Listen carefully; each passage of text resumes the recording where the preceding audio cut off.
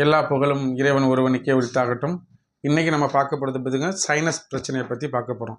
இன்றைக்கி சின்னவங்களுக்கு பெரியவங்க நிறைய பேருக்கு சைனஸ் வருது. இதுக்கு அடிப்படை காரணம் என்ன அப்படின்னு பார்த்தீங்கன்னா, ஃபஸ்ட்டு சைனஸோட அடிப்படை காரணம் பார்த்திங்கன்னா நோய் எதிர்ப்பு சக்தி குறைவாக இருக்கும். ரெண்டாவது பார்த்திங்கன்னா சுற்றுப்புற சூழல் மாசுபடைஞ்சிருக்கும், அதாவது காற்று மூலமாக வரக்கூடியது. மூணாவது பற்றி அலர்ஜி, ஏதாவது ஒரு ஃபுட்டோட அலர்ஜி மூலமாக வரக்கூடியது. இதில் ஏதாவது ஒரு ரீசன் இருக்கும். சரி, இந்த சைனஸ் உள்ளவங்க அவாய்ட் பண்ணுற உணவு என்ன அப்படின்னு பார்த்தீங்கன்னா, பால் சார்ந்த பொருட்கள் அவாய்ட் பண்ணணும். வெள்ளை சர்க்கரை, வெள்ளை மாவு சார்ந்தது, கொழுப்பு அதிகமான கொழுப்பு உள்ள இறைச்சி வகைகள், அப்புறம் வெளியில் சாப்பிட்ற குளிர்பானங்கள், இதை அவாய்ட் பண்ணிட்டாலே சைனஸ்லேருந்து கொஞ்சம் கொஞ்சமாக வெளியே வரலாம். சரி, இப்போ நம்ம சைனஸுக்கு என்ன புள்ளிகளை, அக்குபஞ்சர் புள்ளிகளை தூண்டலாம், ப்ளஸ் சைனஸ் உள்ளவங்க எந்த மாதிரி சின்ன பயிற்சி செஞ்சால் இது சரியாகும் அப்படின்னு நம்ம பார்க்குறோம். ஃபஸ்ட்டு பார்த்தீங்க அப்படின்னா, நான் சொல்கிறது புரிஞ்சுக்குங்க. காலையில் இந்த இரவு பால் கொடுக்கறது, இந்த விஷயங்களை ஃபுல்லாகவே அவாய்ட் பண்ணிடணும். வெள்ளை சர்க்கரையை யூஸ் பண்ணக்கூடாது. சரி, அவங்களுக்கு வந்து சுக்குமல்லி டீ கொடுக்கலாம். ஏன்னா உடம்புல அபரிவிதமான வெப்பம், சூடு ஏறும்போது தான் இந்த சைனஸ், அதாவது சளி பிடிச்சி சளி மூலமாக அந்த சூட்டை வெளியேற்றுறதுக்கு வரக்கூடிய ஒரு இயல்பானது தான். ஆரம்பத்தில் சைனஸ்னு வராது, சளி தான் வரும். நம்ம என்ன பண்ணுவோம்னா, அந்த சளியை கண்ட்ரோல் பண்ணுறங்கிற பேரில், க்யூர் பண்ணுறங்கிற பேரில் அந்த சளிக்கு அதிகமான வீரியமுள்ள மாத்திரைகள் போட்டு அதை அடக்கி வைக்கிறோம். இப்போ உடம்பு என்ன பண்ணோம், அதிக உஷ்ணத்தினால சளியை ஏற்படுத்தி அது மூலமாக அந்த உஷ்ணத்தை தவிர்க்குது. இப்போ அது மூக்குலேருந்து தண்ணியாக வடியுது. இப்போ நம்ம என்ன பண்ணுவோம், ஏதாவது ஒரு வீரியம் கூடிய மாத்திரையை போட்டு அதை அரெஸ்ட் பண்ணுறதுனால அந்த சளி என்ன பண்ணுன்னா, சொட்டாக வரக்கூடிய நீர் என்ன பண்ணும், சளியாக உறையும். இப்போ நம்ம திரும்ப என்ன பண்ணுவோம், இப்போ எனக்கு நிறைய சளி பிடிச்சிச்சு அப்படின்னு இன்னொரு மருந்து கொடுப்போம். அந்த மருந்து சாப்பிடும்போது என்னென்னா சளி ரொம்ப கட்டி ஆயிரும். இப்போ கட்டி ஆனோன்னு என்ன ஆகும், உடம்பு என்ன பண்ணுதோ அதை குணப்படுத்துறதுக்காக முதல்ல நான் தண்ணியாக வந்தேன், மூக்குலேருந்து நீராக வந்தேன், அப்போவே நீ அடக்கிட்ட. அப்புறம் சளியாக வந்தேன், அப்புறமும் நீ அடக்கிட்ட. இப்போ இருமலாக வர முயற்சி பண்ணும். உடம்பு என்ன பண்ணும், அந்த கழிவை வெளியேற்றுறதுக்காக இருமலை உருவாக்கும். போர் போடுது பார்த்தீங்கன்னா, தண்ணியில் போர் போட்டு அப்படின்னு எடுக்குதுல்ல, அந்த மாதிரி இருமல் வரும். இப்போ நம்ம இப்போ இன்னும் ஏதாவது வீரியமான மாத்திரைகள் போட்டால் இந்த இருமல் ஜுரமாக மாறும். அப்போ ஒன்றே அடக்கும்போது தான் இன்னொன்று நோய் உருவாகுது. அப்போ நீங்கள் ஆரம்பத்தில் என்ன பண்ணணும்னா, சளி வந்துருச்சுன்னா நிறைய வைத்தியங்கள் இருக்குது. இப்போ பார்த்தீங்கன்னா சிம்பிளாக சொல்ல போனோம் அப்படின்னு பார்த்தீங்கன்னா, உங்களுக்கு பார்த்தீங்கன்னா துளசி இருக்குது பாருங்கள். துளசி நல்ல வீரியமாக செயல்படும். இப்போ இந்த சளி உள்ள பிள்ளைங்களுக்கு அதிகமாக உஷ்ணம் இருக்குது இல்லையா, இப்போ இந்த உஷ்ணம் உள்ள பிள்ளைங்களுக்கு நீங்கள் நல்லா பாருங்கள், இந்த சளி சைனஸு இந்த மாதிரி இருக்க பிள்ளைங்களுக்கு பார்த்தீங்கன்னா பாடி ஓவர் ஹீட்டாக இருக்கும். மலச்சிக்கலில் பிரச்சனை இருக்கும், மோஷன் போகிறதுல பிரச்சனை இருக்கும். 2 days ஒன்ஸ் தான் போவாங்க. அப்போ நீங்கள் மலச்சிக்கலை சரி பண்ணிட்டா இதை அடிப்படையாக இது சரி பண்ணிக்கலாம்.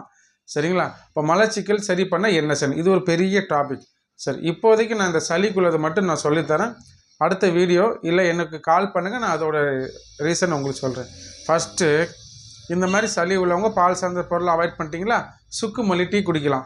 இல்லை எனக்கு பால் குடிச்சே ஆகணும் அடம் பிடிச்சிங்க அப்படின்னா, பாலில் நிறைய தண்ணி ஊற்றி, பசும்பால் தான் குடிக்கிறேன், நிறைய தண்ணி ஊற்றி கொஞ்சம் மஞ்சள் மிளகு போட்டு நீங்கள் சாப்பிட்லாம். ஆனால் இரவு வேண்டாம், பகலில் சாப்பிட்டுக்கலாம்.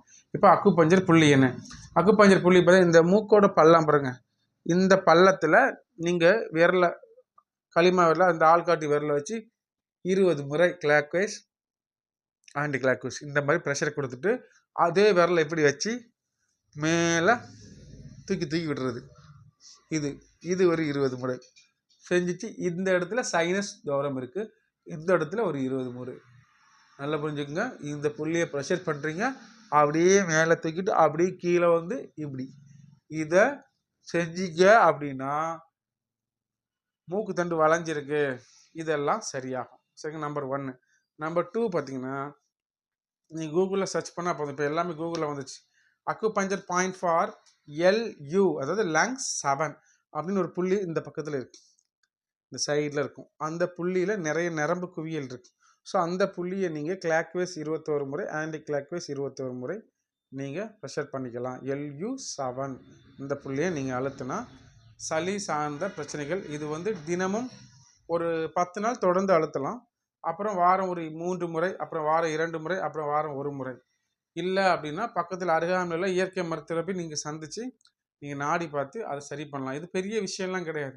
பயிற்சி அப்படின்னு பார்த்தீங்கன்னா, நம்ம நுரையீரலில் தேங்குகிற கழிவு இருக்குல்ல, இப்போ மலைக்குடலில் ஒரு கழிவு தேங்குது, பேதிக்கு சாப்பிட்டு கிளியர் பண்ணிட்டோம். இல்லையா? ரைட்டு.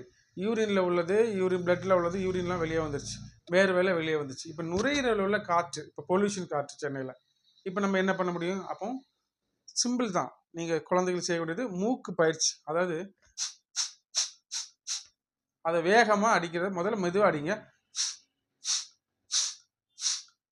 இப்படி சீந்தும் போது இந்த அழுக்கெல்லாம் வெளியில் வரும். இது நம்பர் 1.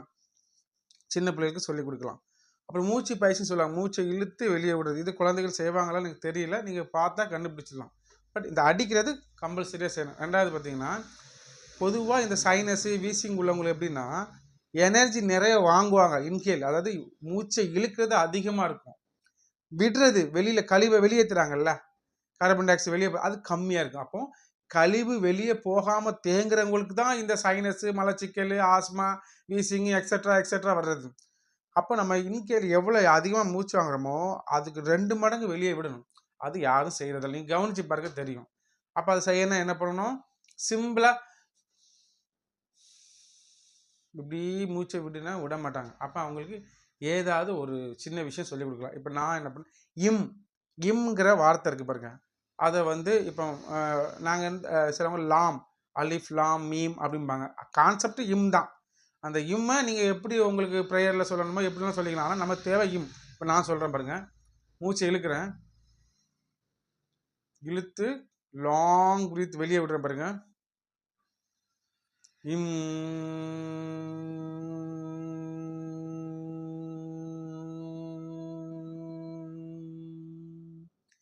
இப்போ இறை அன்போடு சொல்லணும், இல்லை அருள் வரணும் அப்படின்னு நம்ம நினைக்கிறோம் அப்படின்னா, பக்தியோடு சொல்லணும், நாங்கள் லாம் சொல்லலாம். லாம் மீங். நீங்கள் ஓம் எதுனாலும் நீங்கள் சொல்லிக்கலாம். நம்மளோட கான்செப்ட் இம்முங்கிற வார்த்தை. அந்த வார்த்தையை அதிகமாக நீங்கள் பயன்படுத்தும் போது காற்று எக்ஸல், காற்று வெளியேறது அதிகமாக வெளியேறும். இது செய்ய செய்ய நீங்கள் கம்பல்சரியாக பாருங்கள், இந்த பால் சம்மந்தப்பட்டது, வெள்ளை சக்கரை, அதிகமாக மாவு, ஏன் இனிப்பு, சளி வரும்போது இனிப்பு சாப்பிடாம இருங்க, அதிலே பாதி சளி நின்றும். இந்த தேவையில்லாத சாக்லேட் ஐட்டங்கள் இதெல்லாம் நீங்கள் எவ்வளோ குறைக்கிறீங்களோ குறைச்சிட்டு, நான் சொல்கிறேன் இந்த 2 புள்ளி, இந்த LU7 புள்ளியை நீங்கள் தூண்டிட்டு இந்த இம்ங்கிற வார்த்தையை அதிகமாக யூஸ் பண்ணுங்கள். நிச்சயமாக சைனஸ்லேருந்து வெளியே வந்துடலாம். இதெல்லாம் பெரிய விஷயம்லாம் கிடையாதுங்க, சரிங்களா? இதெல்லாம் இறைவன் படைப்பில் இறைவன் அப்பமே சொல்லி முடிச்சிட்டான். ஆனால் மனிதர்கள் என்ன பண்ணுவோம், நமக்கு எதை கண்டாலும் ஒரு பயம். எனக்கு வரக்கூடிய நோய் பெரிய